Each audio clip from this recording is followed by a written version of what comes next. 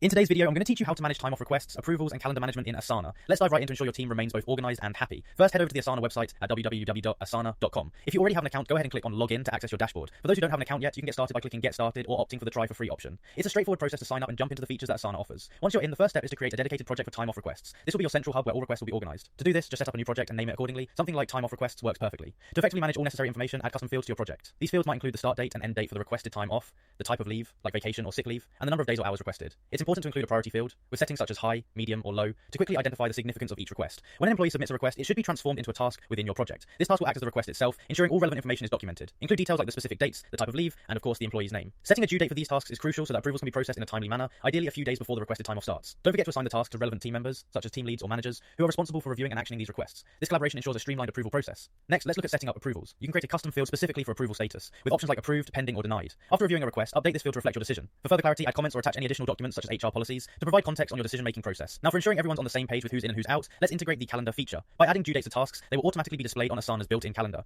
You can then switch to calendar view for a visual representation of all team members' time off, which allows for easy planning and coverage management. By following these steps in Asana, you're setting up a more organized and visible system for handling time off requests and approvals. Adapt these workflows to best fit the dynamics of your team and enjoy the peace of mind that comes with seamless calendar management. Thanks for watching and happy organizing.